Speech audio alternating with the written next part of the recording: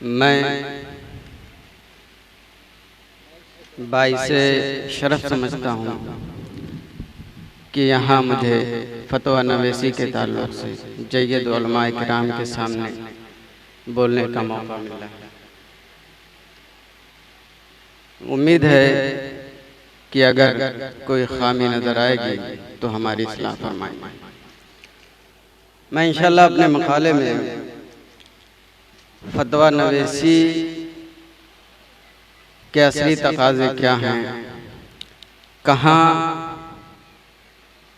कमी महसूस की जा रही है, उसको ज़िक्र करूँगा। फिर उसके बाद इंशाअल्लाह फतवा बेजारी और उसका हल पेश करने की कोशिश करूँगा। मकाला तवील है लेकिन मैं इख्तिसार करके बयान करने की कोशिश करूँगा।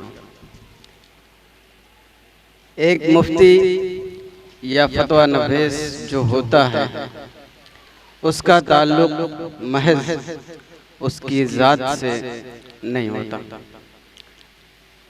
इसलिए वो जो भी बात कहेगा वो बहुत नपे तुले अंदाज में कहेगा,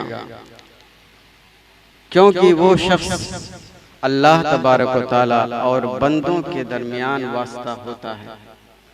तो इस वास्ते को कमा हक़ निभाने के लिए उसे बहरहाल शरीयत के दायरे में रहकर ख्वाहिशात नफ्स से दूर होकर ही गुफ्तगू करनी होगी। तो बहरहाल फतवा नवेसी या मुफ्ती का जो ओहदा है ये बहुत ही अहम है। बहुत सारे लोग इसको बहुत हल्केपन से लेते हैं, जिसकी वजह से इसका नुकसान भी होता है। तो बहरहाल कहना ये है कि एक फतवा नवीस को, एक मुफ्ती को फतवा के उसूल व ज़वाबित, उसके शराइत, हालात ज़माना की रियायत और बहुत सारी चीज़ों से उसको आगाही ज़रूरी है।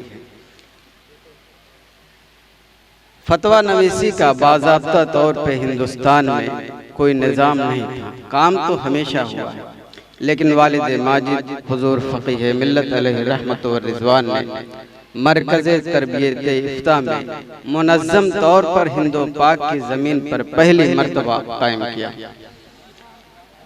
ये क़याम हिंदुस्तान के लिए काफ़ी मुफीद साबित हुआ, मगर उनके नक्शे कदम पर चलते हुए बहुत सारे मदारिसे इस्लामिया ने इफ्ता का क़याम किया, लेकिन उसका कमा हक़ अदा ना करने की वजह से बाज़ मदारिस को छोड़ करके कमा हक़ ना अदा करने की वजह से काफ़ी नुकसानात सामने आए हैं।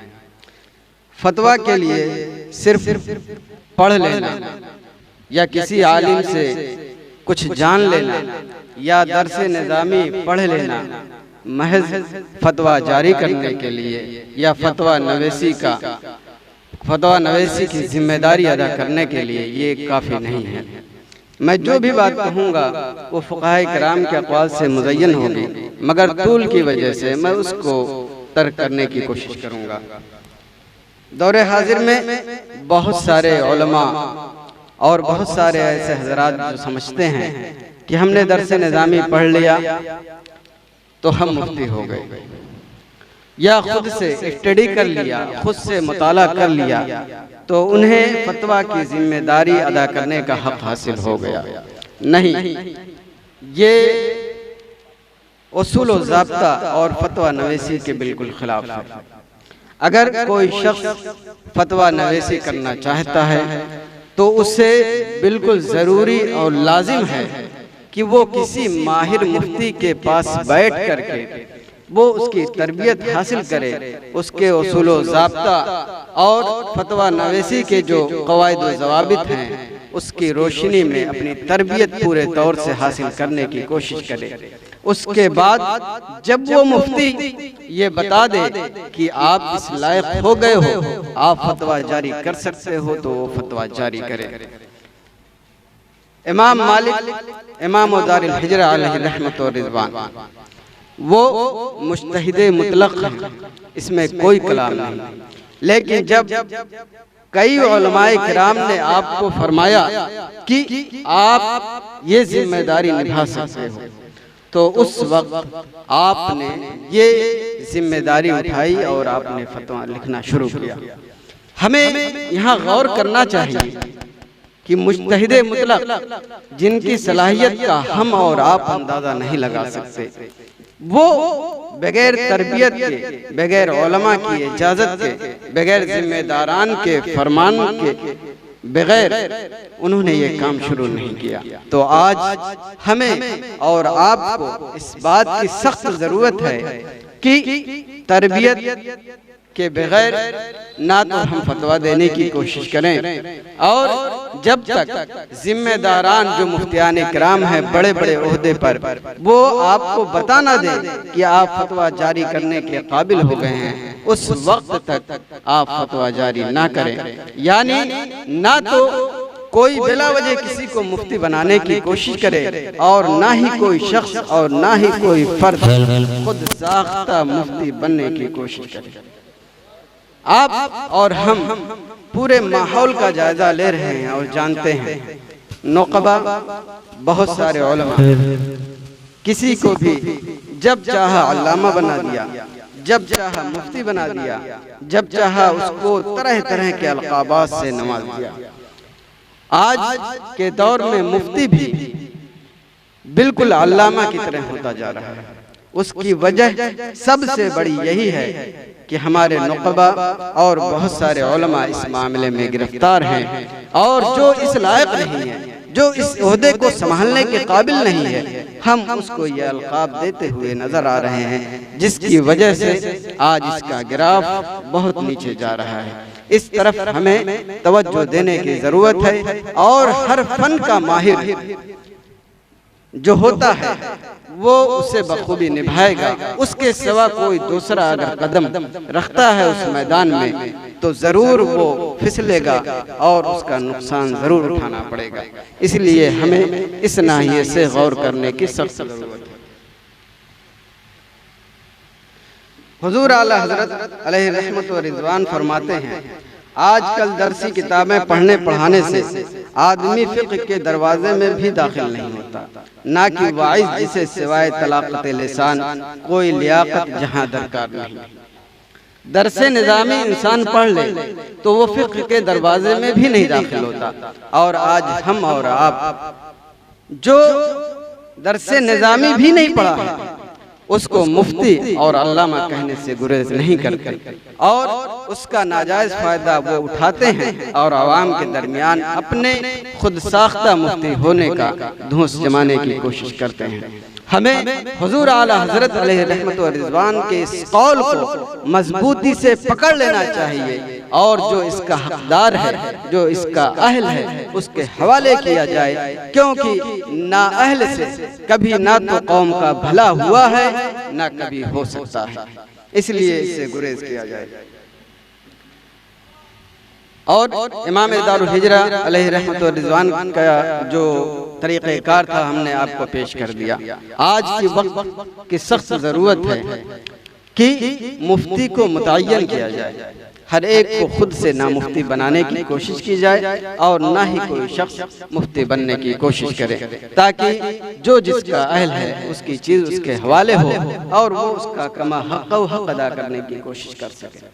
आप दुनियावी माहौल को ले लीजिए, कोई किसी चीज़ का स्पेशलाइजेशन करता है तो यकीनन वो वही काम करेगा, उसके अलावा उसे कोई और चीज़ दे दो तो वो उसमें फसाद फैलाएगा। डॉक्टर है, आप उसके पास मेडिसिन लेने के लिए जाओगे, दवा लेने के लिए जाओगे, आप उससे कह दो गाड़ी बना दे, बनाएगा? अगर बनाएगा तो बर्बाद करेगा। गाड़ी बनाने वाले से आप किसी इंजीनियर से डॉक्टर से कह दो कि गाड़ी बना दो तो वो नहीं बना पाएगा, या किसी गाड़ी बनाने वाले से कह दो कि डॉक्टर की दवा दे दे या आपका इलाज कर दे तो शायद वो आपको मौत के कगार पर ले जा सकता है। बिला तमसील मैं कहना चाहता हूँ, अगर अहले जिम्मेदार से कोई भी चीज जिस फन का वो माहिर है उसको नहीं दिया गया, उसके अलावा किसी के हवाले कर दिया गया, तो कौम कभी फलाह बहबूद की तरफ नहीं जा सकती। इस नाहिए से भी हमें और आपको और हमारे जिम्मेदारान को गौर करने की सख्त जरूरत है।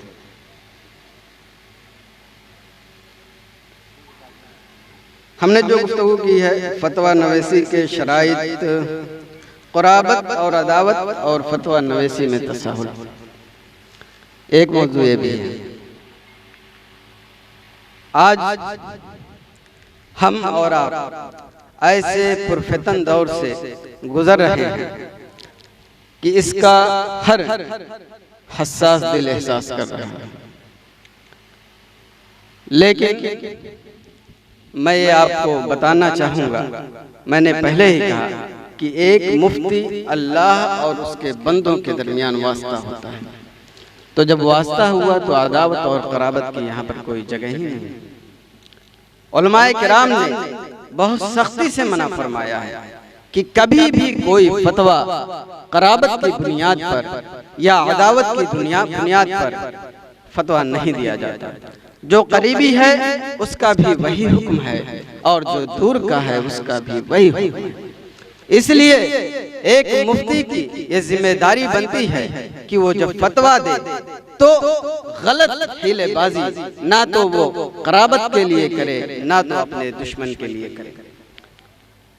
अदावत इस तौर से कि उसके लिए जायज की सूरत निकलती है, लेकिन आपका दुश्मन ठहरा, आपका दुश्मन ठहरा, तो आपने गलत हीलेबाजी की और तरह तरह की उसमें शिकन निकाल करके जबरदस्ती, जिसकी शरीयत में कोई गुंजाइश नहीं है, आपने ये काम किया, ये हराम है, नाजायज है। फुक़हा किराम फरमाते हैं कि ऐसे शख्स से फतवा लेना जायज ही नहीं। तो हमें इस बात की सख्त जरूरत है कि हम कभी भी फतवा जारी करने में दुश्मनी और क़राबत का कभी लिहाज ना करें। जो भी फतवा देना है वो शरीयत की रोशनी में दें, और जब भी फतवा लिखें तो अपने आप को अल्लाह और बंदों के दरमियान रखकर एक बार संजीदगी से गौर जरूर कर लें। इंशाअल्लाह कभी आप अपने दुश्मन और अपने क़राबत की तफरीक कभी नहीं करेंगे। तो ये माहौल भी काफ़ी हद तक हमारे हिंदुस्तान में पाया जाता है। इसलिए हमें अपने बच्चों को या इफ्ता का जो कोर्स करते हैं या जो पढ़ते हैं उन्हें इस बात की सख्त तरबियत देने की ज़रूरत है।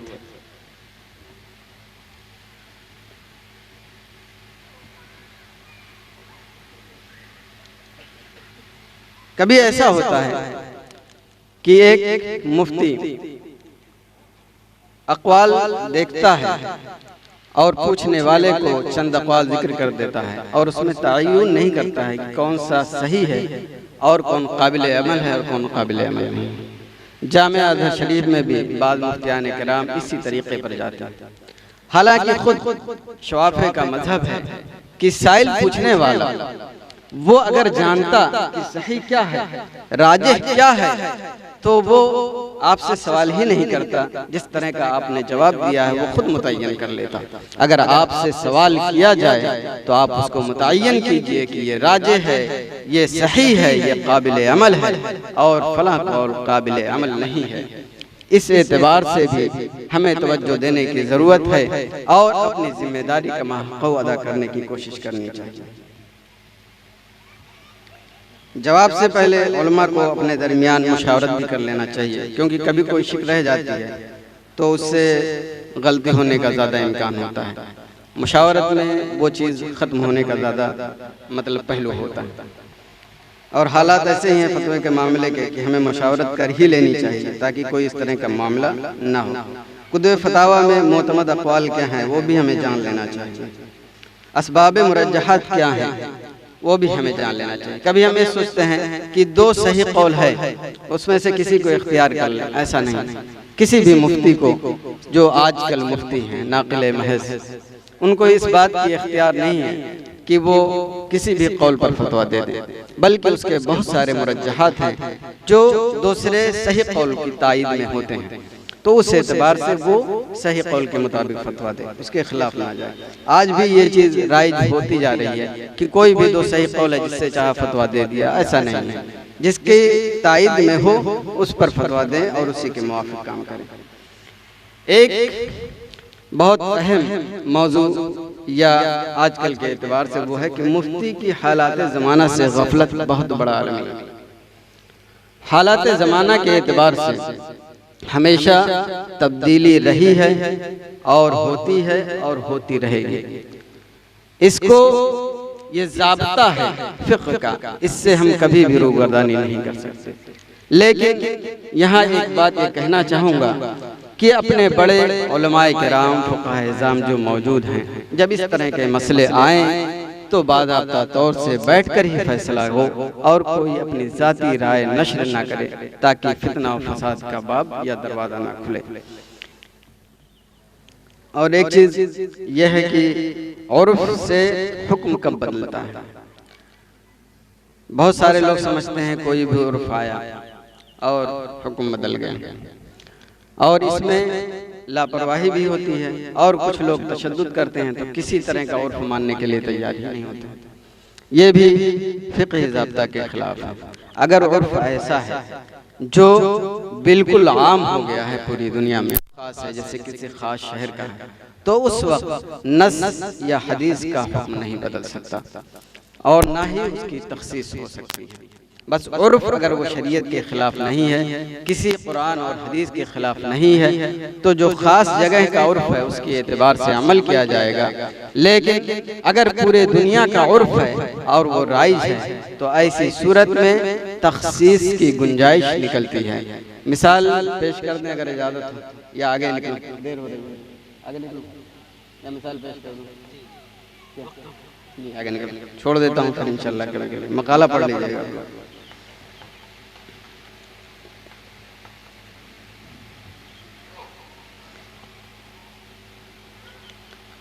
तकफीर में बेएहतियाती, ये बहुत ही हसास मसला है और ऐसा मसला है कि अगर फतवा देने वाले ने या फतवा नवेस ने कहीं भी तसाहुली बरती तो वो हुक्म उसी पर पलट जाएगा हदीस शरीफ के मुताबिक। इसलिए हमें और आपको चाहिए कि तकफीर के मसले में या किसी को काफिर गर्दानने में बहुत एहतियात बरतें।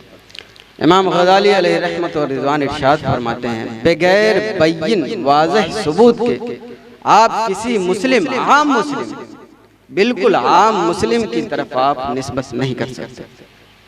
गुनाह बड़े गुनाह की, तो आप जरा सोचें, क्या आप कुफ्र जैसे आखिरी स्टेज को किसी इंसान पर चिस्पा कर देंगे बगैर दलील और बगैर सबूत के?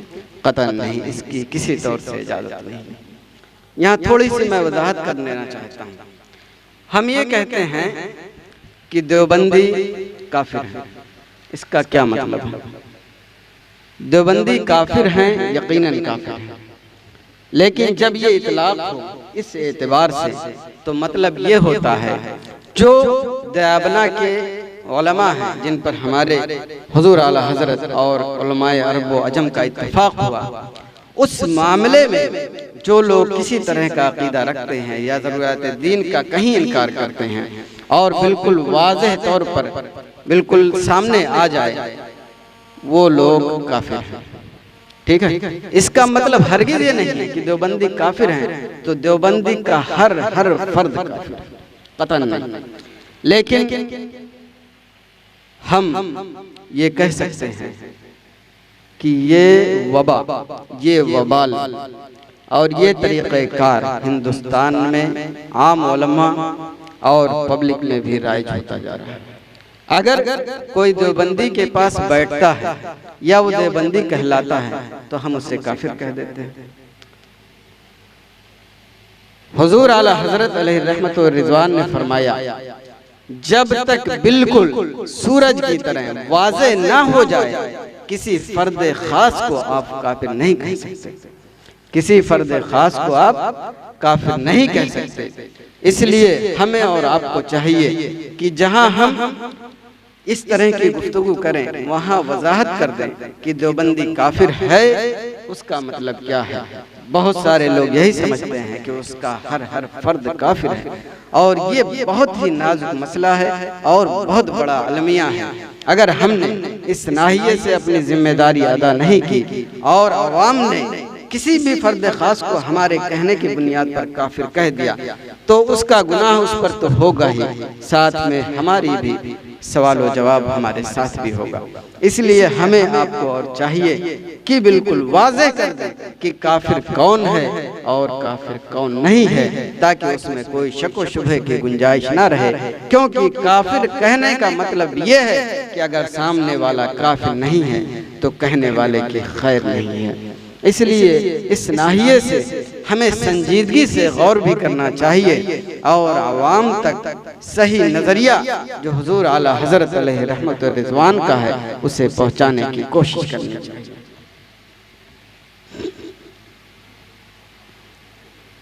और उलमा के ताल्लुक से या फुक़हा या मुक़्तदा या कोई बहुत बड़ा शख्स हो जिसकी बहुत बड़ी पकड़ है, उसके ताल्लुक से आप फतवे का क्या करेंगे, या आम मसाइल हैं उसके लिए आप क्या करेंगे। आम मसाइल हैं जिसका कोई रिएक्शन नहीं होने वाला, तो आप उसमें फतवा जारी कर दें, कोई मसला नहीं, कोई दिक्कत नहीं। लेकिन अगर किसी बड़े शख्सियत का मामला है, किसी मुक्तदा का मामला है, किसी आलिम का मामला है, तो अगर जैसे कि मशवरतन डॉक्टर अमजद साहब कबीला ने कहा कि एक सिस्टम होना चाहिए, वो फतवा जारी करे इन लोगों के ताल्लुक से, ये हो जाए तो इससे बेहतर कुछ नहीं। लेकिन अगर नहीं होता है तब भी एक दारुल इफ्ता की जिम्मेदारी है कि या तो दोनों फरीक को वो खुद दारुल इफ्ता तलब कर ले, या दोनों फरीक के बुलाने पर वो खुद वहां पहुंच जाए, या कम अज कम किसी मोतमद अलैह को भेज करके पूरी तफ्तीश कर ले, उसके बाद फैसला करे। मेरे अपने एतबार से मोतमद अलैह आज के ज़माने में भी कुछ भरोसा नहीं कि वो क्या करेंगे। मुमकिन है, ऐसा नामुमकिन तो है नहीं, लेकिन हालात बहुत नागुफ्ताबे हैं। इसलिए बेहतर यही है कि या तो दोनों फरीक खुद हाजिर हो जाएं, या तो दोनों फरीक के पास पूरा दारुल इफ्ता ही चला जाए। और इसमें कोई हरज नहीं है। बहुत लोग इसको हरज समझते हैं। हजरत अली रज़ी अल्लाह अन्हु से बढ़कर कोई हो सकता है? मतलब तीनों खुलफा के बाद वाज़े कर दूं, नहीं तो कोई और समझने लगेंगे। नहीं हो सकता। आप अमीरुल मोमिनीन हैं, काजी आपको तलब करता है, आप हाजिर हो जाते हैं। बहैसियत अमीरुल मोमिनीन बहैसियत हाकिम नहीं जाते। तो आज हमारी हैसियत क्या है? हम कितने भी बड़े मुफ्ती हो जाएं, कितने भी बड़े मुक्तदा हो जाएं, कितने भी बड़े आलिम हो जाएं, जो इसका मुतखस्सिस है, जो इसका अहल है, उसके हवाले वो मामला करें और उसके पास जाकर के वो चीज हल कर ले। और इंशाअल्लाह अगर खुलूस नियत के साथ आप गए हैं तो ये मामला जरूर बआसानी हल हो जाएगा, कोई दिक्कत नहीं होगी। फतवा बेजारी में आजकल मामला बहुत बिगड़ा है। उसका सबब यही है, कहीं तरबियत की कमी है, कहीं असातिज़ा की कमी है, कहीं मदारिस की कमी है, कहीं जिम्मेदारान की कमी है, और कहीं उलमा और खुतबा और नुक़बा की कमी है, जिसकी वजह से आज फतवा का गिराफ बहुत ज़्यादा नीचे चला गया है। फतवा बेजारी की सिर्फ एक मिसाल आपको पेश कर दूं, आप सुनकर दंग रह जाएंगे। और ये मतलब ऐसा आदमी नहीं है, बिल्कुल आम पढ़े लिखे लोगों का मामला। सुने क्या कहता है, अगर मुसलमान बने रहना चाहते हो तो फतवों को राय और इस्तिखराज की जगह कतई शरीयत मान लो, बगैर इस बात का लिहाज किए हुए कि फतवा का पस व पेश मंजर क्या है और उस फतवे में तकवा कितना है।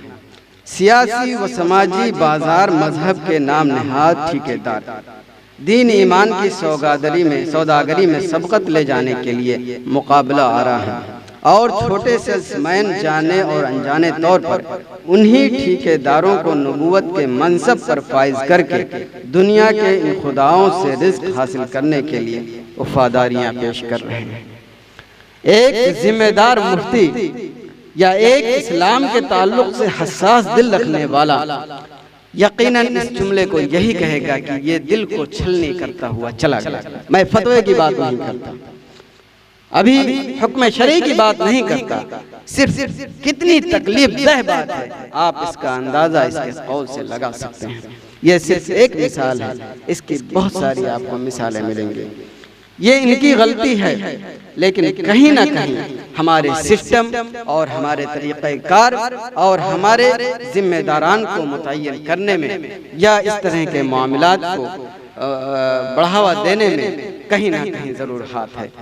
तो आज हमें इस बात की सख्त ज़रूरत है और ज़रूरी भी है कि हम इस पर गौर करें और संजीदगी से सोचें, ताकि फतवा का जो गिराफ गिरता जा रहा है वो मजीद गिरे ना, बल्कि अपने लेवल हाई लेवल पर और वो जाने की कोशिश करें। और यकीनन अगर हमने सच्चे दिल से और खुलूस से हमारे मदारिस के लोग, हमारे जिम्मेदारान और हमारे स्टेज के नुकबा और उलमा इसको महसूस कर लें और पूरा सिस्टम मुतय्यन कर लें, तो इंशाअल्लाह इसका गिराफ नीचे नहीं जाएगा बल्कि बुलंदी ही की तरफ जाएगा।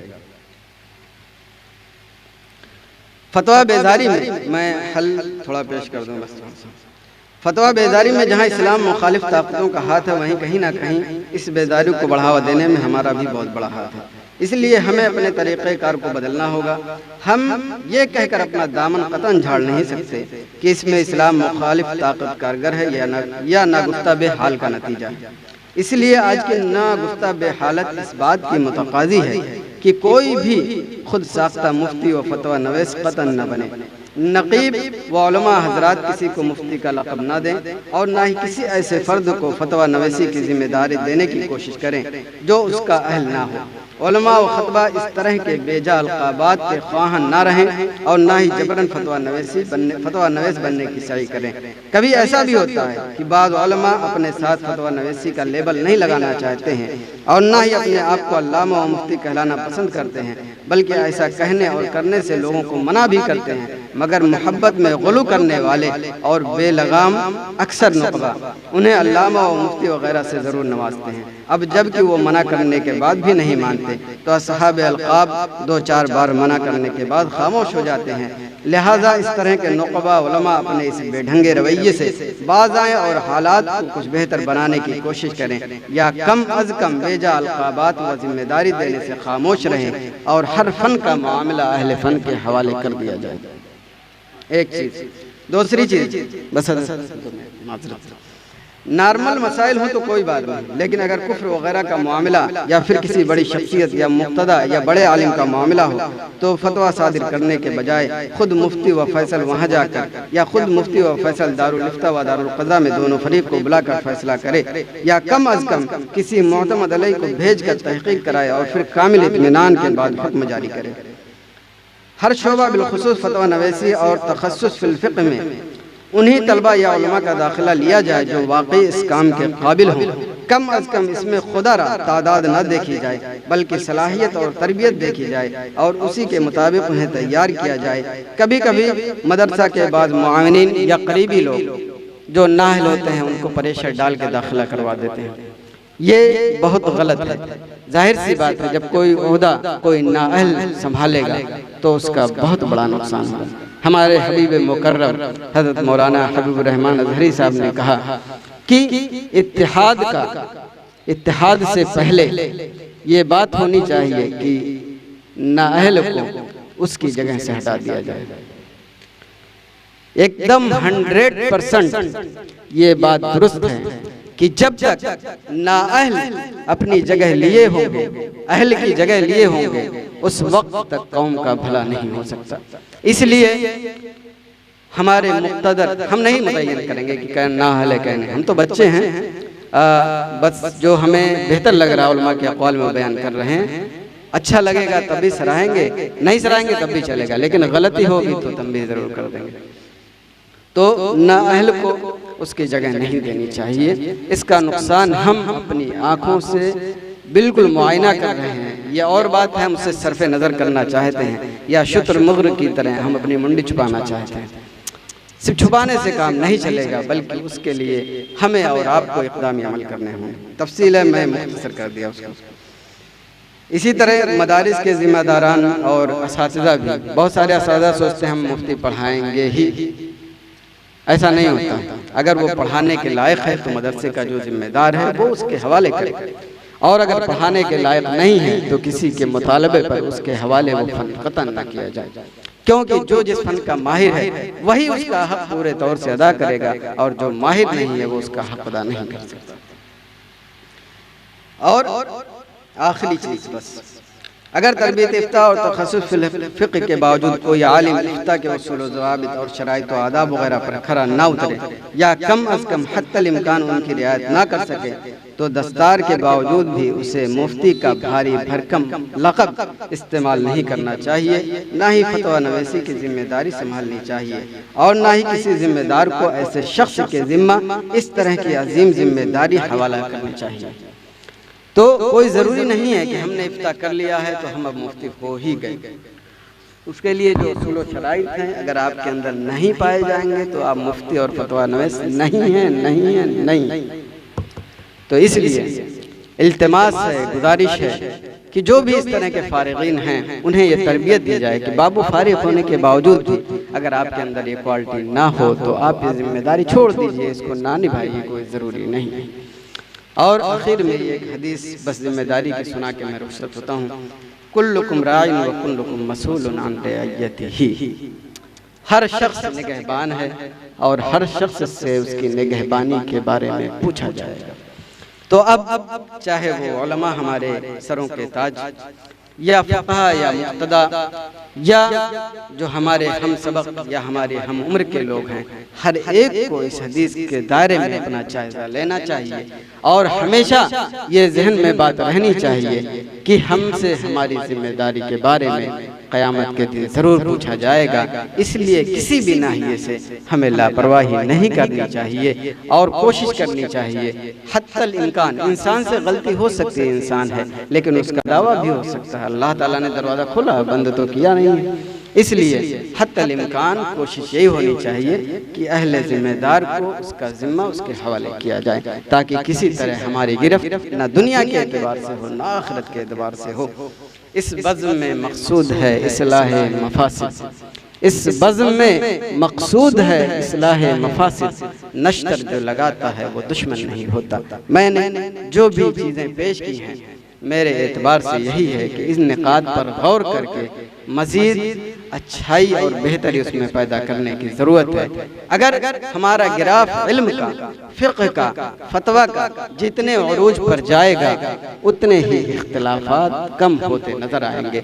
अल्लाह तबारक व तआला हमें और आपको सबको अपनी ज़िम्मेदारी, अपनी मसऊलियत सही तरीक़े से अदा करने की तौफ़ीक़ अता फ़रमाए। अगर बोलने में कहीं भी किसी तरह की कोई गलती हुई हो तो उम्मीद है कि बड़े उसे हमें माफ़ करेंगे, और अल्लाह तबारक व तआला से भी उम्मीद है कि वो मुझे माफ़ करेगा। जज़ाकुमुल्लाहु खैर, बारकल्लाहु फ़ीकुम। अस्सलाम।